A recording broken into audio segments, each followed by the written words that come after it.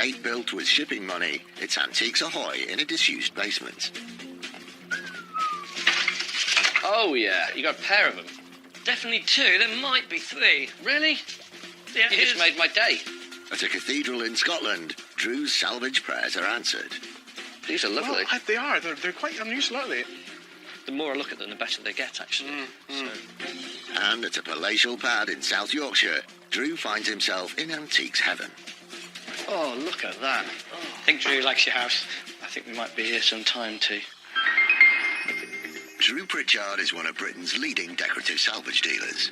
Well, that's pretty spectacular. Oh, God, they're fantastic. Beautiful. He's It's like an adventure playground for antique dealers. in his hunt for treasure. He bargains hard. £9.50. It's too much money. You're on for 600 quid. Yeah. Yeah. Done. And there's nothing he won't buy. Oh, yeah, look at that. I'll have him. With help from Rebecca That's Modern really flat. cool. Nice, isn't it? I love it. and a team of renovators, he transforms thousands of items from junk to gems. Have you sold anything? Yeah, that's a lovely cup of tea. What have you sold? Just stuff. You haven't sold No, I anything? haven't. No. Unbelievable. I'll be in my office, not enjoying myself. At Drew Pritchard's HQ in Wales, the shelves are stacked with the historical items that Drew knows his customers love. But as with most time-worn antiques, they need a little love from expert We finished.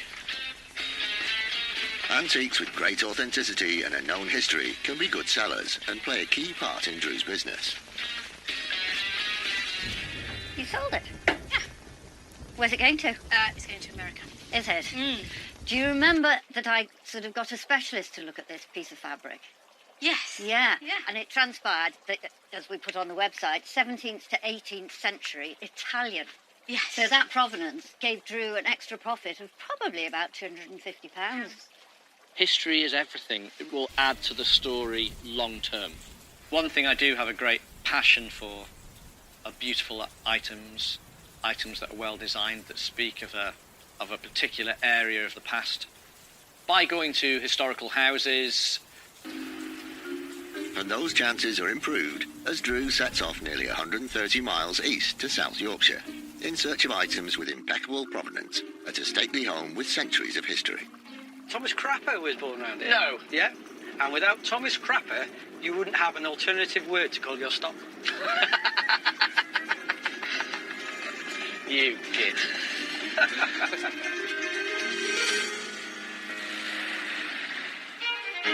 Lying just north of Doncaster is Houghton Bagnall Hall.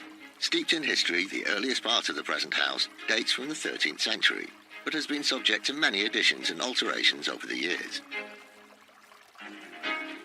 The house was used as a military hospital during the First World War, and Drew knows relics from that era sell well. And it's big. I mean, look, it just goes on and on and on, doesn't it?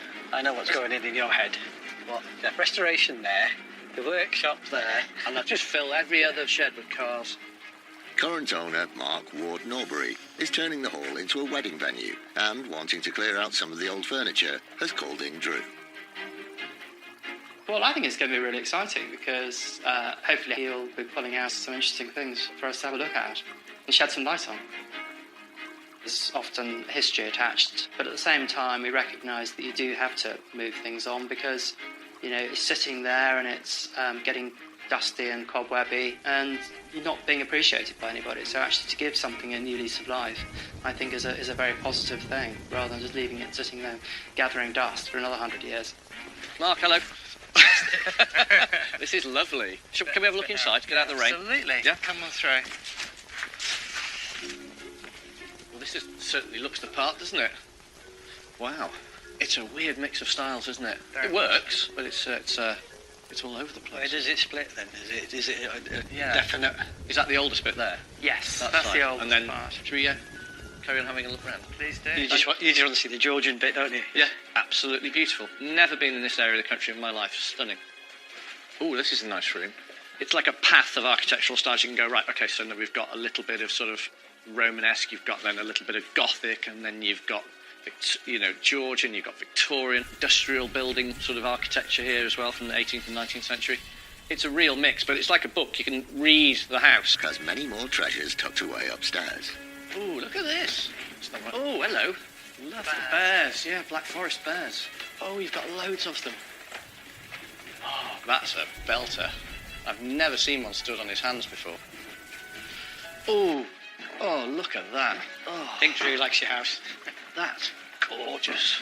Beautiful thing. Very early 19th century. Fabulous thing. Not for sale. No, we need something to keep all the family photographs. It's a shame I can't buy that. I don't blame him. You know, why would you want to move that from there? It's perfect. I think it's going to sit there for another 100 years. So where are we off to next, then? So we're going to go through here to the tower room. Okay. Oh, yes. This has just got... So this is all stuff to go, potentially? Yes, Really? absolutely. You want to get rid of this stuff? This is all fair game. Prayer beads, is it? Rosary, yeah. Lovely, isn't it? Oh, beautiful. I've been into hundreds of rooms like this, you know, that have been untouched and they're full of stuff. That one's really exciting. That was just like, oh my word, look at that, look at that, look at that. See, these old wall hangings and rugs, I mean, they can just... You can find some little gems amongst these sometimes. There was such a breadth and a mix of styles and countries that this stuff's from. It's a mask. Witch doctor's mask. Look at the age in that. Look at that. Yeah, that's fantastic. Do you know where that's from? I don't. I guess it's Africa, but I may be completely wrong. Yeah, I thought it was more Indian. Is it? Yeah, I think so, with the cobras on it. Yeah, of course. Yeah. I'll just go and have a look in there. Yeah, do. I think that was Have a New Home. So that's a First World War hospital flag. Yeah. I thought it was a George Cross flag, so we open it up and it's actually a Red Cross flag. So that must have come, so we can date that. That's during the First World War. And it's tatty and worn and threadbare and of large size. So it's a great decorator piece with a lovely history. This hand-stitched Hessian flag dates from the First World War of 1914 to 1918. The Red Cross was adopted at the First Geneva Convention in 1864 as a neutral protective sign for those helping the victims of conflict. A red cross on a white background being the exact reverse of the Swiss flag. This example could be worth around 250. Would 100 quid buy it? So I can't really go any more than that. Okay. Can't get a bit more out of it? 120, that'd be it. So it'll be done. Yes, all right. Yeah. Okay. Yeah. Marvellous. Okay. Lovely. A Red Cross flag that needs treatment. It's quite ironic. For moths, just in case. Items from the estate's past have been gathering up here for decades, so there's plenty for Drew to sift through. Look at those, they're just a great bit of fun, aren't they? Kind of a bit of state, but aren't they fun? I think I can remember sitting on those Really? as a young child. Is that Peter Rabbit? It is. For kids, for kids' bedroom. God, they're great. Love it. They're so cute. They're so cute. They're so saleable. So saleable. They're only 3 bits of plywood. There's multiple interests in this. They're cute little things. This pair of 1950s plywood children's chairs were used by Mark as a child and used to sit in the nursery. Shaped using a handsaw and constructed with traditional butt hinges, they have a hand-painted finish. While only around 60 years old, the connection to historic children's writer Beatrix Potter increases their value, meaning they could be worth around £350. Well, I really like the Peter Rabbit chairs. They need a ton of work. They've got bits all over the place. But they could be restored. What I'm wondering, for these, in their current state, 150? Can we go to 200? Salvage Supremo Drew Pritchard is at Houghton Pagnell Hall in Yorkshire, a stately home dating back to the 13th century. He's rifling through a room crammed with items from the estate's past, aiming to find historical items to add to his website. There's Asian, there's Japanese, there's Chinese, there's all sorts of stuff in this one little tiny room. And it's all real odd, bod things. Nothing's normal. It's a real strange thing. Drew's bidding on a pair of 1950s painted Beatrix Potter children's chairs. Well, I really like the Peter Rabbit chairs. They need a ton of work. They've got bits all over the place. But they could be restored. What I'm wondering, for these, in their current state, 150? Can we go to 200? Is this 2 of them? I think once... Okay. Yeah? Yeah. I'll have a let's deal do on that. 180. I very, very rarely buy children's size furniture. It doesn't really have a mass market for it. But these chairs are an exception to the rule. Because of the hand painting, because of the subject matter, and because there's a pair, makes them very saleable. Friendly Society of Glastonbury. Oh, wow. Wow. 1911. Wardle Oldman. Frickley Hall, Doncaster. Yeah. I don't know how that got here. That's fab. Boring thing, really, isn't it? To stick with a brass and oak acorn on the end. But the label changes it. The label puts it at a place in time. It puts all of its history together. And it's really nice, and everybody knows Glastonbury as well. Do you want to sell it? I didn't even know it was there, so yes. Oh, it's excellent. It'd be good for it to Yeah. maybe find its way back to Glastonbury. They're joined by a common financial or social purpose. Members used to carry poles like this in parades around their West England villages. The staves would carry emblems, the acorn on this example indicating longevity. With the label adding to its provenance, it could be worth around £225. £75? Yes, go on. Yeah. Yeah. Love it. Today was really good fun. It was like going to a little miniature antique fair all of my own, where I was able to wander around buying nice little bits. We got nice provence with nearly all of the pieces we got today. Great mix. Didn't spend a great deal of money, but we did buy profit on every single thing and fun. No big ticket items today. Times where he was looking at things, and I thought he was looking at something completely different, and suddenly his eye got drawn in a completely different, something completely unexpected. Sorted, T. Yeah, all in. Nice easy one for you. Yeah. Nothing too heavy. Yeah. Mark, thank you. It's a pleasure. Really Very good good. stuff. With the van loaded, the boys set off back to Wales. What do we spend? Under £1,000. Yeah. And bought a load of bits. I love the little Peter Rabbit chairs. Do you? You think they're sinister, don't you? There's something just I a can't little see bit it. strange about them. You think so? It might mean they sell a lot quicker.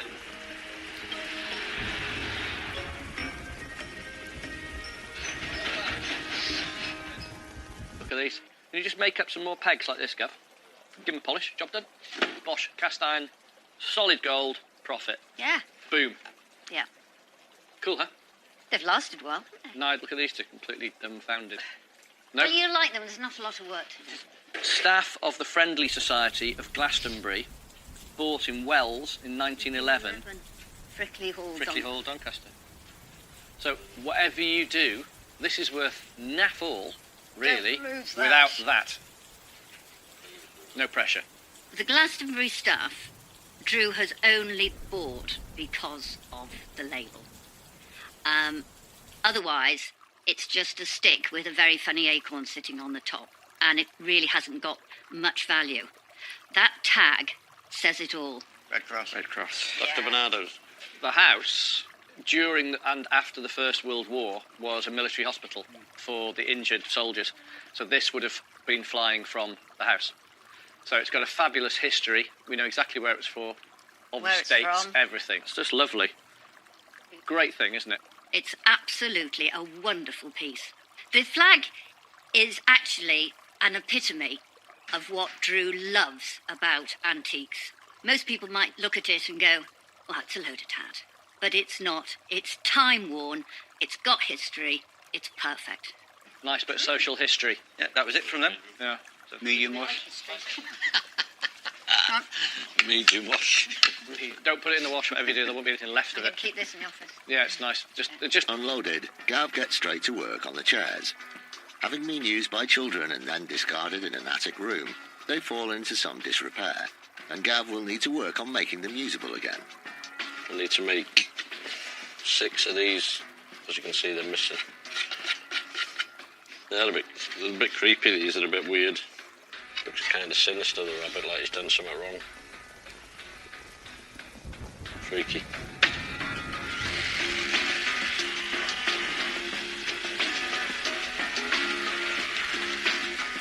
Next, he tries to match the paint to the original, using a mix he's created in the workshop. Luckily enough, it's not far away. Once it's dry, we'll just dirty it up a bit with a bit of wax and it should match perfectly. Done. They're finished, and ready to be enjoyed for another 60 years. Had a tough life outdoors. Rebecca wants to find out more about the history of Houghton Pagnell Hall as a military hospital when it was run by Sarah Ward Oldham, ancestor of the current owner Mark. The more background an item has, the more desirable it could be. I've been looking to see if I can find a photograph of this flag actually flying outside Houghton Pagnell Hall. I can't, but I have found out that it seems this was quite a sort of normal thing for stately homes and halls to do, but Sarah took it even one step further. When the soldiers were sort of nursed back with them, gave them gifts, and then finally, when the war ended, she was awarded an MBE and a Royal Red Cross. What a lovely, lovely lady. All in recognition of her service at Houghton Pagnell Hall. It's items like these that tell a story about history that we must never forget.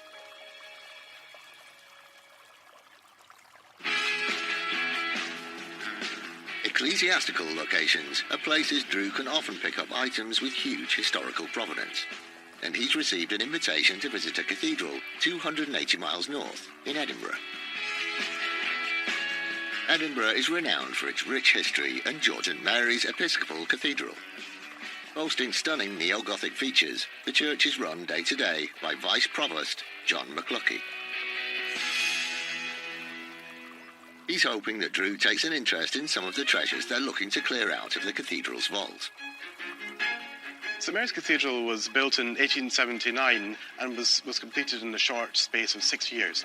Although one or two of the major features of the building were added later, the two distinctive spires in the west side of the cathedral, which can be seen from every corner of the city pretty much. It is, in fact, the biggest religious building built in Scotland since the Reformation. Many of the features you can see of the cathedral are part of the original design, like the high altar, the organ, the woodwork.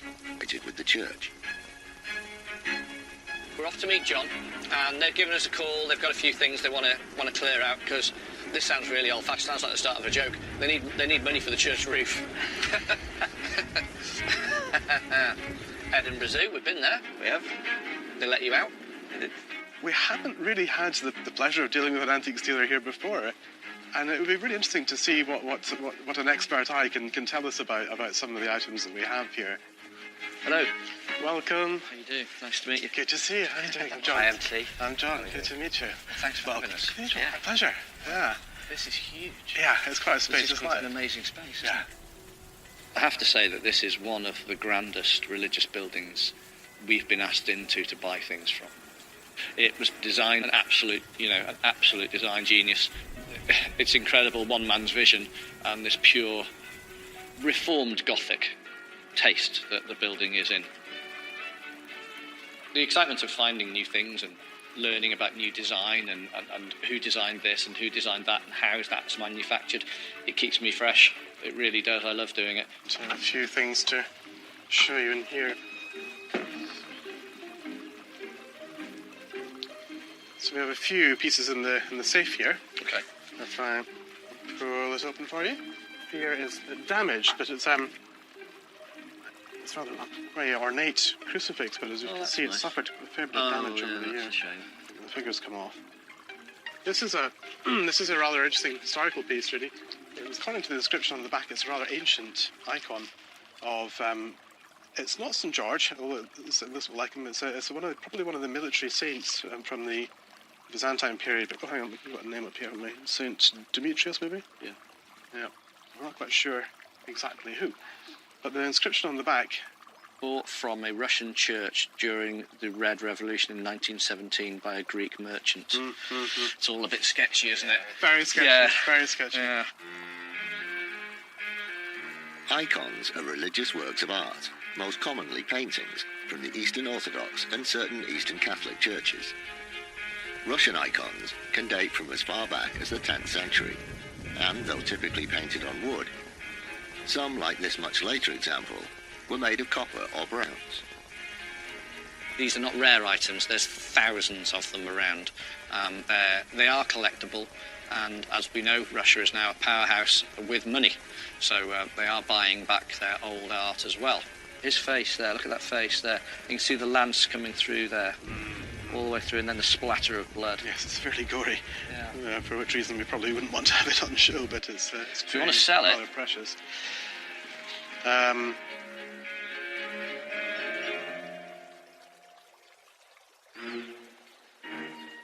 Antique dealer Drew Pritchard is at St Mary's Cathedral in the Scottish capital of Edinburgh.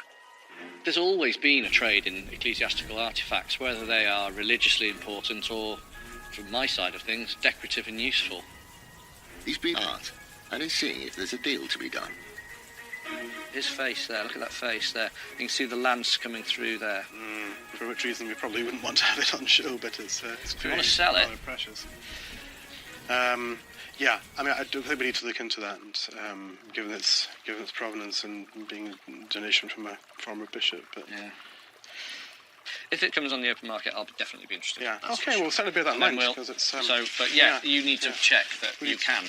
We would. If you can, yeah, I will. Okay. Well, we'll look into that. At the moment, they don't know whether they can sell it, so I don't want to get involved in it just yet. If and when they do sell it, I hope they call. The Russian icon may not be for sale, but if this is typical of the historical items down here, Drew's expert eye is bound to spot other antiques worth. Here of these ones. In memory of Margaret Alice, daughter of N.G. Rector, January 1920. It's really nice, quite nice. It's just a flower vase, but of good shape, and then there's a pair. There is an inscription in full on the base of one of the vases and in part on the other. The inscription tells you of the story of the piece, why it was made. So the nice decorative piece with a little bit of history. This is an applied finish. Right. And then it's got sort of a very, very beautifully done pewter infill. See it? Yes, I do. This pair of lacquered brass vases dates from 1920 and carries a dedication in memorial of a local rector's daughter. The sides were hand-pressed and worked before being sold at around £250. I think the most I can give you for those would be, I think I can get just over 200 quid for them. Yeah. Maybe 250. So I would give you 150. Seems fair. Yeah. Is that one all right? That seems fair to me. Okay, thank you. Okay. They're nice little things, you know, nice things. The size really makes them. And if you imagine them in the middle of a big kitchen table with some white flowers in, they'd look really beautiful. Drew wants to head back up to the nave, where something caught his eye on the way in. So you've got these chairs here. Yes. And these here. Yeah. Tell me about these. These are lovely. Well, they are. They're quite unusual, aren't they? I mean, I actually don't know much about them. I mean, we would be prepared to part with a couple of them, but we do use signature. There you go. I'll put my glasses monogram. on. There you go. Yeah. SMC. St Mary's Cathedral. I think you might be onto something there. Yeah. They're nice, aren't they? The more I look at them, the better they get, actually. So, They're surprisingly comfortable. They are really comfortable. You end up doing this because they're so tactile. Yeah. surprise, surprise, some chairs have caught my eye. They're a different design, for sure. The X-frame and the base and everything, I really like the base. The armrests and back rest they're a bit chunky. They're not quite as stylish as the rest of the chair, but they sort of work. Very nice modern light colour to them as well, with a nice perfect provenance. They've even got it stamped underneath. 1960s. Simply constructed of beautiful light oak, they were used every Sunday for prayers. 2 of the 12 chairs are for sale, and as a pair could fetch around £600. So I'm thinking £300 for a pair, and I'd be happy. That's fair. That sounds fair, yeah. Yeah? They are comfy. I see we sit in them every Sunday, so I can vouch for their comfortableness.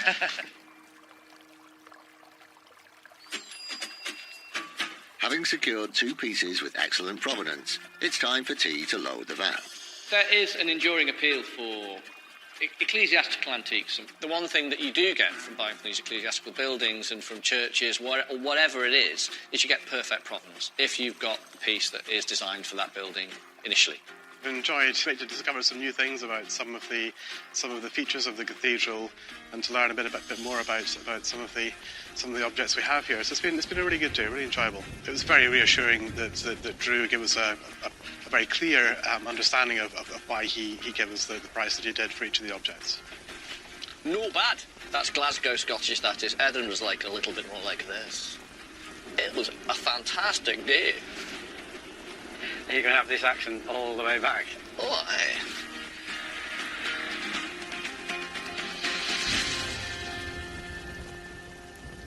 now these were made for...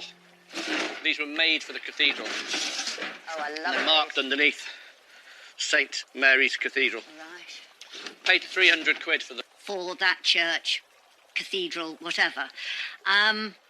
It does happen, and this is the proof, that sometimes their items are surplus to requirements. That we love. Really, really nice pair of large flower vases. I like those. Aren't they good?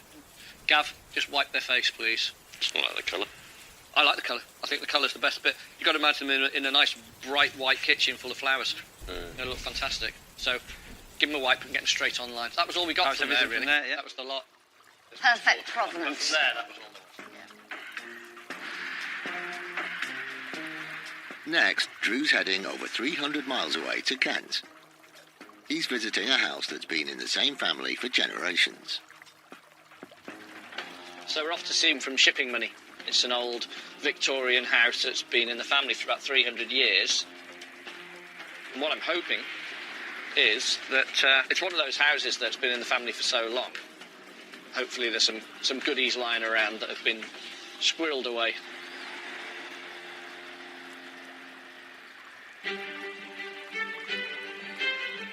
The estate of Mount Ephraim is 3 miles east of Faversham and has been looked after by the Dawes family since the 17th century. The house standing here today was built by shipping magnate Sir Edwin Dawes in 1878. It's now run by his great-great-great-grandson, William. Sir Edwin was working in Glasgow and moved down. He did obviously rather well, hence the massive house he built. We are obviously very proud of the heritage and history of the family. It's very nice to have that history. Drew's looking to salvage some of the estate's historical treasures. My mum's a massive hoarder, so we have a basement full of stuff. We have various rooms that are just full of moved furniture, shall I say. It's funny how the roads bring you to the back of the house. Well, they wouldn't want, people trolling up to the back of the house with half a slide of bacon and all the firewood. The front is where you bring your mates. The back is where, to be honest with you, where we'd end up. Yeah.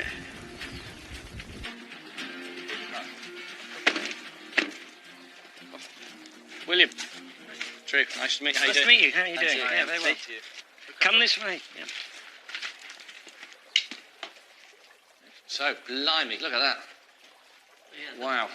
The brides love the staircase coming down. Amazing. That's all cast iron, isn't it? What's unusual is this original finish. So they painted the cast iron to look like wood. Yeah, well, I always thought it was wood. Did you? Yeah. My gran lived well into her 90s, certainly into her 80s. Her party trick was to slide down the banisters, which is was quite memorable. The design of the interior of the house it's a real melting pot of different styles. Come in and you've got huge cast iron and painted decoration. You find this quite often in English houses where they basically nicked lots of different styles because it showed you had travelled, you'd been around the world, you understood all these different styles. It's very glamorous, that's for sure. As Drew knows only too well, with any English country estate, the best antiques are likely to be found in the property's attics, cellars and dumping rooms. This is one of our rooms full of old junk. I love it when people say it's junk and think What I love deeply about coming to these houses is they have their so-called junk rooms. Now, I wish everybody had a junk room like this. They're just great. You go in and you think, look at this, how lucky am I This is my job, to wander around people's houses and sift through their old stuff. Don't know about this chinoiserie card table again. Side table, hopefully it's got a drawer on one side. Yes, it does. It's a nice little side table. So it's a 19th century Chinese export, Japanese export side table. A little bit thick on the leg. So a lot of water damage to the top. Oh, and the caster's just fallen off now. Have you just bought it? Offer accepted. Yeah. Chinoiserie refers to the European version of Eastern decoration or design, which became popular in the 18th century. This slightly later example from the 1800s has suffered some water damage, but still has the original paintwork and drawers. It could be Desk set against a wall. Charming, but in quite ropey condition. Not great. Without that top on there, sort of £450. As it stands, £250 because of the damage. I think it's just sitting in this room gathering dust, so I'm happy with that. Deal. Fantastic. Thank you. Auntie, really like Next, Drew wants to check out the basement, where items from the house have been collecting for over 100 years. Heading down into the dungeon, as I call it. Oh, and there's a dog down here. Oh, hello. Oh, look at all this wine. Ooh. Lovely. You've never seen it unopened for so long. No, we've never seen full ones, have we? Pretty old stuff in here, I'd hazard a guess. Yeah, look at this. Look at that for a beast of a thing. Completely Sam has something he thinks could be in with a shot. Another thing I know of down here is some old ornamental cannons. Ah, little ones. Yeah. Little cannons. 4, 5 foot. Are they on bases? Yeah, I think wooden bases. Yep, let's have a look. Oh, yeah. So they used to sit outside the tea room until they were stolen one time. We obviously got them back, but after that they've come down here and stayed here. Oh, great. You got a pair of them? Definitely 2. There might be 3. Really? Yeah. You just made my day. There's one there. Yeah, another one there. Here's a third one. Right. So you've got one pair of these. Yeah. Then one odd one. Yeah. Blimey. Is at historic country estate Mount Ephraim in Kent, which has been in the same family for more than 300 years. With these rooms, as I'm looking around, I'm able to walk in and go, oh, yeah, that, and that. Okay, let's start. Where do we start on the first thing? It's just time on the job, really. Remember, at any one time, everything becomes one man's junk. Oh, yeah. Owner William has taken him down to a cellar to show Drew items long associated with the estate, and some particularly unusual pieces have caught his eye. So you've got one pair of these, yeah, then one odd one. Blimey. Now these, again, I think they're a similar cannon to that. Again, and I think these are real cannons. See where they've been sealed up there with lead? Yeah. They poured lead into it to stop them being used. Go all the way to the end of the cellar. These aren't decorative. These are cannons designed to repel people, kill things, and sink boats. They seized? No, it's not seized up. The frames that they're on, they've rotted in a way that's made them very beautiful. And it gives them a huge amount more age than the frames really are. Now, if those frames were in perfect, beautiful condition, I wouldn't like them as much because they wouldn't have the age. That oak, and it is oak, has rotted through, and it takes hundreds of years for a piece of oak to rot like that. I'm extremely excited by these.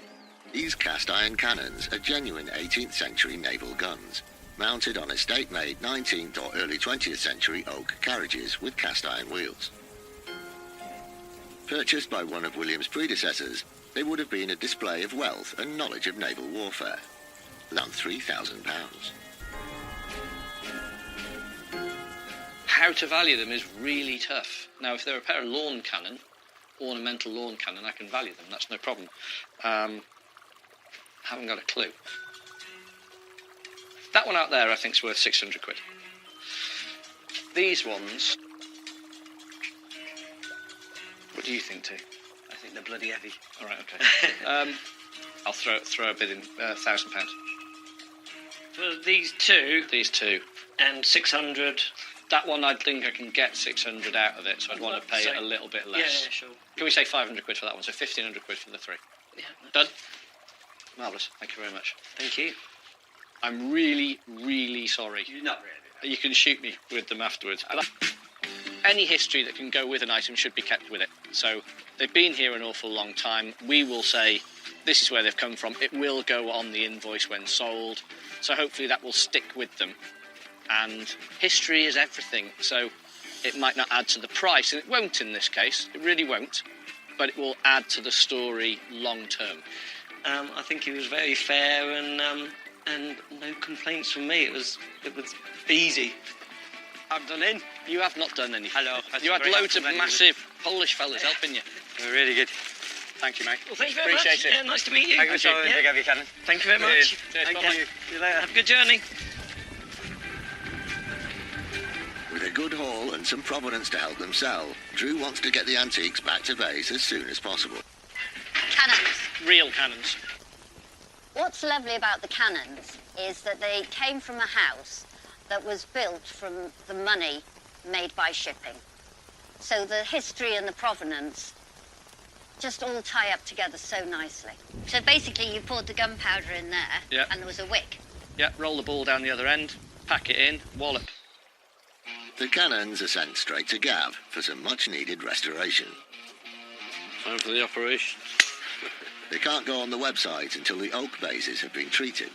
All the wood's not rotten, but it's quite old and it's decayed in places and it's all wobbly and the bolts not doing what they're meant to do, so we're going to put some hardener on them. Gav starts by treating the bases with wood hardener. Made from extra strong resin, it soaks down into the wood. Really, it's better than replacing it. The more authenticity you can keep with an item, the more money you're going to get for it, and the better it is, and the easier it is to sell. These have got to be strong enough to hold, like, I don't know, feels like 300 kilo cannon. Sits on that, it's just going to fall straight through it. After leaving it to set, he enlists the help of Carl to see if the wood hardener has worked and the bases can take the weight of the cannons. Is it worth strapping it to get a better lift on it? You know, lift You've the only got to furniture. go there. No, I can lift it. I'm not bothered about that. You've got a really heavy end. They call me the guns for nothing. Yeah, but you fire blanks. On 3. 1, 2, 3, go. Okay. All right, that's my bit done. With the cannons' bases hardened, they're then photographed and ready for sight. Conservation job than restoration, and the lads have got it spot on.